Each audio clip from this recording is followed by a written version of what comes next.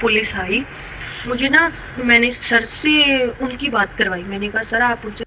India में बहुत ज़्यादा स्कैम हो रहा है। रिसेंटली जो स्कैम हुआ, जिसको एक्सपोज किया, जिस किसी एक एप्लीकेंट की हेल्प की, उसको बचाया स्कैम से, तो उसके लिए पुलिस तक बुलानी पड़ गई। पुलिस तक बुला के फिर उनकी जान छुड़वाई। तो ये वीडियो पूरी आपने देखनी है, ऑडियो भी सुननी है, आपको समझ में आ जाएगा कैसे स्कैम होता है। ठीक है, अस्सलाम वालेकुम, कैसे हैं आप सब? खैर खैरियत से होंगे। Welcome back to another video. तो आज की वीडियो है वो Malta work visa, Malta work permit के रिलेटेड है। जो स्कैम हो रहा था ना इंडिया में, उसको एक्सपोज किया है। ठीक है, वो सारी वॉइस आपको स्टार्टिंग में भी आप सुनेंगे, थंबनेल में भी देख लेंगे आप। एक एप्लीकेंट थी, फीमेल थी, ठीक है, उनके साथ स्कैम हो रहा था। उन्होंने कितने पैसे लिए, क्या किया, वो मैं सारी कोशिश करता हूँ सारी ऑडियो डाल दूं इसमें, क्योंकि किसी की वीडियो तो नहीं डाल सकते। ऑडियो में सारी कोशिश करता हूँ। हाँ, और ये जो फीमेल की ऑडियो आप सुनेंगे, ये उनकी इजाजत से ही डाली जा रही है, क्योंकि उन्होंने ही बोला कि आप इनको एक्सपोज करें ताकि दूसरे लोग बच सकें। ठीक है, तो चले पहले सबसे ये ऑडियो सुने, फिर बात करते हैं इस पे क्या हुआ क्या नहीं, कैसे स्कैम होता है, कैसे आपने बचना है, सारी चीजें आपको बताता हूँ। Sir good morning. पहले तो मैं आपका बहुत बहुत धन्यवाद करना चाहती हूँ जो आपने मेरी मदद की। पहले तो उनकी एड वगैरह चलती है इंस्टाग्राम पर, फेक नाम पर चलती है, DW ओवरसीज के नाम पर।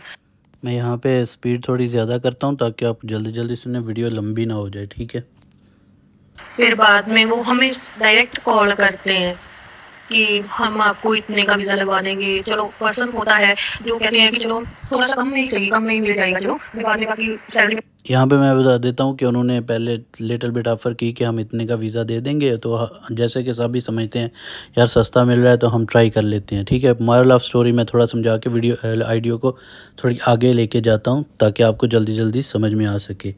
हुआ कुछ यूँ कि जब उन्होंने कहा कि इतनी फ़ीस है तो हम इतनी कर देंगे, तो फिर इन्होंने गए जाके वहाँ अपने डॉक्यूमेंट्स वगैरह दिए। उसके बाद उन्होंने ऑफ़र लेटर दिया। ऑफ़र लेटर देने से पहले उन्होंने बोला कि आपको 5,000 देने पड़ेंगे मेडिकल के साथ। सही है, ऑफ़र लेटर पे दिखाया, मेडिकल भी हो गया। चलें फिर आगे थोड़ी सी आप उनकी ज़बानी सुने। करवा देंगे। तो ऐसा कुछ हुआ मेरे साथ कि मैं डायग्नोस्टिक सेंटर्स 80B सेक्टर में चंडीगढ़ में, तो हम उनके पास गए। तो उन्होंने हमारा मेडिकल किया। मेडिकल कुछ ऐसा था, उन्होंने ब्लड का सैंपल लिया और जो हमारे चेस्ट का एक्सरा किया।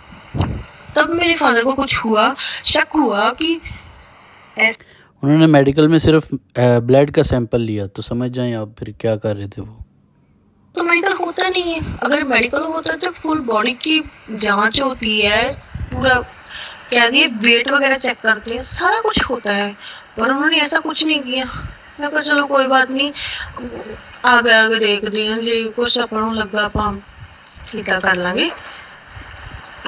चलो हम उधर से तो वापस आ गए। तब मुझे उन्होंने कहा था कि 15 दिन बाद आपको कॉल आएगी, आपका जब वीज़ा आ जाएगा, पेपर वर्क वीज़ा, मतलब वर्क परमिट। ठीक है, तो 15 दिन बाद उनकी कॉल आई भी। मुझे आई है वो 27 जून को उनकी कॉल आई है। उनका कहना है कि आपको 29 जून को आना है, 29 जून को आना है, आपका पेपर वीज़ा साइन होगा। दिल्ली से मैम आएंगे, वो आपके साइन करवा कर लेके जाएंगे, वो आपको पेपर वीज़ा आपका प्रोवाइड करेंगे और मतलब वर्क परमिट आगे का प्रोसेस शुरू करेंगे। उनकी दिल्ली वाली मैम की मुझको कॉल आई। उन्होंने मुझे इंग्लिश से मुझसे बात की कि कॉन्ग्रेचुलेशंस, आपका वीज़ा अप्रूव हो चुका है, आपका वीज़ा आ चुका है। तो ऐसे ऐसे उन्होंने मेरे साथ बात की। चलो कुछ तो पर्सन को खुशी होती है कि बहुत अच्छा हुआ कि वीज़ा आ गया। पर फिर मुझे किसी ने बताया कि जो वीज़ा होता है उसे कम से कम 40 दिन लग जाते हैं अप्रूव होने में, और आपको अप्रूव होने पर एक मेल भी आती है। ऑफर लेटर की मेल भी मुझे नहीं आई थी। ऑफर लेटर की मेल भी मैंने ना इनके पास लिंक था, ना कुछ था, ना कोई भी नहीं था। डायरेक्टली उन्होंने बोला कि आपका वर्क परमिट आ गया, आगे चलें, आपको बताता हूँ साथ साथ। बहुत बोल कर हमसे मंगवाई और उनकी मेल आई थी मुझे HR के नाम से। मैंने जब सारा कुछ देखा, मुझे उसमें भी कुछ गलती लगी और फिर उन्होंने मेरा मेडिकल में मुझे भेजा। उनको अपनी बातों में पटा लूँ। वो कह रही थी आपको आपका काम करवाना है ना। हमने कहा हम आपसे काम करवाने ही आए थे, हम अपनी पेमेंट लेकर आए थे, पर हम किसी पर्सन को यहाँ पर नहीं जानते, कोई पर्सन हमें यहाँ से नहीं जानता। हमने आते आते आपकी इमिग्रेशन के बारे में बात की थी किसी से, 2-3 जनों से की थी। उन्होंने हमको यही कहा कि आप कहाँ पर फंस गए, वहाँ पर ऐसा होता है, वहाँ पर ऐसा होता है। मैंने उनको सारी बात बोली कि आपके बंदे रखे हुए हैं, अगर कोई पर्सन के पैसे फंस जाते हो आप उनसे उनको कटवाते हो या ऐसा करवा देते हो, आप उनको लेट करवाते हो, ऐसा कुछ होता है। तो कह रही है कि मुझे उनका नाम बताओ। मैंने कहा आपको साइन करवाते हैं, नकली वीज़ा प्रोवाइड करते हैं, पता नहीं कितने। आगे मैं आपको सुनाता हूँ जब पुलिस का केस आ गया था ना, तो वो चलें शुरू करते हैं वो वाला वीडियो। इसमें उन्होंने मॉरल ऑफ द स्टोरी ये है कि उसने सारा बताया कैसे प्रोसीजर वो कैसे करते हैं, पेपर वर्क ये वो। अब आगे चलते हैं। पूरे इंटरनेशनल के नीचे थे वो, तो उनके ना 3 फ्लोर खरीदे हुए थे। सेकंड फ्लोर पर वो फिर पुलिस 1000 रुपया दो और कैंसिल 9 बजे तक आपको वेट करनी पड़ेगी। उनके इतने बंदे थे, हम डर गए कि अगर हम इससे पहले उन्होंने मुझे अप्रूवल इन प्रिंसिपल लेटर भेजा, ठीक है, जैसे पुराना होता था ना वैसा भेजा। वहाँ पे उस पर बारकोड भी था, सब कुछ था, ठीक है। बारकोड जनरेट किया हुआ था इनके नाम से, सही है, उसकी डिटेल आ रही थी। वो मैं साथ में ओल्ड वाला जो होता है ना, जैसा इनको मिला था वो साथ में वीडियो में लगा रहा हूँ, आपको नज़र भी आ रहा होगा। तो चलें आगे देखें।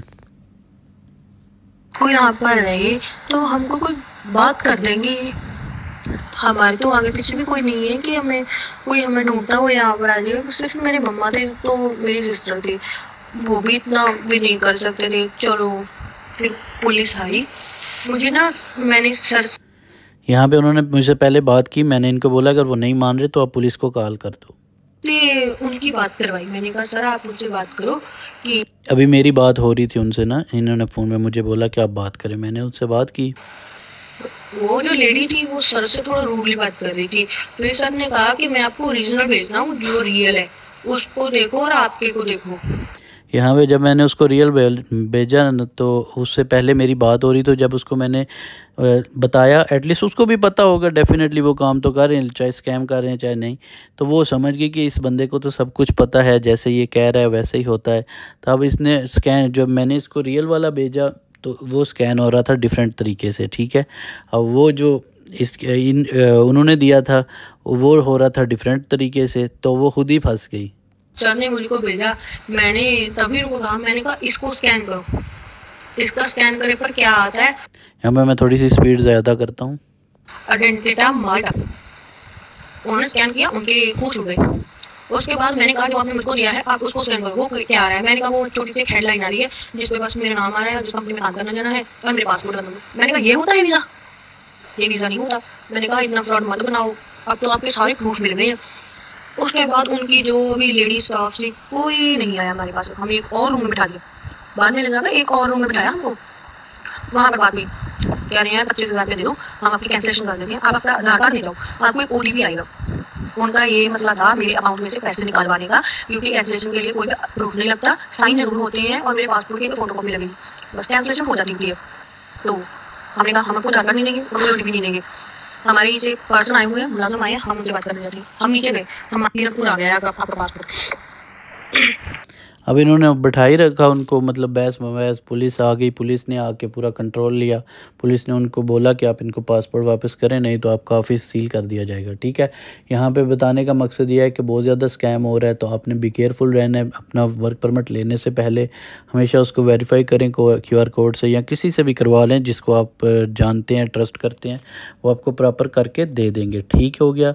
अब यहाँ पर इसका QR कोड स्कैन किया, वो फेक था। मैंने इनको बताया इनके पैसे बच गए।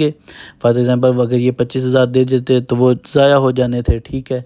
और 25,000 इंडिया में काफ़ी बन जाते हैं, आपको पता है कैसे कमाए जाते हैं। तो फिर आगे इन्होंने बोला कि 9 बजे आपको पासपोर्ट मिलेगा। फिर करते करते इनको 4 बजे से पहले पासपोर्ट मिल गया। अब पासपोर्ट मिल गया तो आगे सुने क्या कहते हैं। तो हम चौकन्ने हो गए कि अब हमको कभी भी कॉल आ सकती है पासपोर्ट के लिए, तो ये वगैरह फाड़ दी। चलो उन्होंने कुछ नहीं किया था, मैंने साइन किए, डेट लिख कर दी, सारा कुछ किया। चलो उन्होंने वो चले गए। हमने जल्दी से जल्दी वहाँ से निकलने की कोशिश की। हमने जिन जिनका धन्यवाद करना था उनका धन्यवाद किया। पुलिस वाले फिर से आए, पुलिस वाले ने कहा आपका पासपोर्ट मिल गया। हमने कहा हमारा पासपोर्ट मिल गया। वो कह रहे थे कि आगे से आप सिग्नेचर में से काम नहीं करवाओगे, खासकर इनसे वीज़ा हेड्स इमिग्रेशन से आप काम नहीं करवाओगे। अगर कोई आता गया है तो आप उनको भी नहीं आने दोगे। हमने कहा हम नहीं आने देंगे, हमारे साथ वो इन्होंने किया, हम आगे किसी से नहीं करने देंगे। तो वो कह रहे थे चलो अब जाओ। हम फिर आए। मैंने सबसे पहले तो सर का ही धन्यवाद करने की कोशिश की क्योंकि अगर सर ना होते तो मुझको इतना पता ही नहीं चलता कि मेरा वीज़ा जो है वो गलत है। यहाँ पे ये आज की वीडियो में यही बताना था कि भाई स्कैम बहुत ज़्यादा हो रहा है, तो अगर आप भी कहीं कोई काम कर रहे हैं प्रॉपर वेरिफिकेशन के साथ करवाएं, और जब आपको वर्क परमिट दिया जाए उससे पहले एक लिंक होता है, लिंक हर बंदा ज़रूर ले। लिंक के ज़रिए आपको बहुत सारी मालूमात मिल जाती है कि ओरिजिनल है या फेक है। फिर आपको QR कोड स्कैन करना चाहिए जब वर्क परमिट मिले। तो ये सारी चीज़ें बहुत इंपॉर्टेंट है। आज की वीडियो में यही था कि बहुत सारा सीन हुआ, पुलिस वगैरह आ गई, फिर पुलिस ने आके पूरा कंट्रोल संभाला और फिर मिल गया इनको पासपोर्ट। तो ये थी आज की वीडियो। उम्मीद करता हूँ वीडियो आपको अच्छी लगी होगी। वीडियो अच्छी लगी है तो शेयर लाजमी कर दें ताकि दूसरे लोग भी बच सकें। कंपनी का नाम वीज़ा हाइट्स इमिग्रेशन कुछ करके है, लेकिन मैं ज़्यादा नहीं करूँगा उन पे क्योंकि अच्छा नहीं लगता किसी पे ऐसे तनकीद करना, लेकिन उन्होंने जो किया वो बहुत गलत था, तो उनको एक्सपोज करना बनता था। तो ये थी आज की वीडियो। उम्मीद करता हूँ वीडियो आपको पसंद आई होगी। वीडियो पसंद आई लाइक शेयर चैनल को सब्सक्राइब कर दें। मिलते हैं एक नई वीडियो के साथ, तब तक के लिए अल्लाह हाफिज़।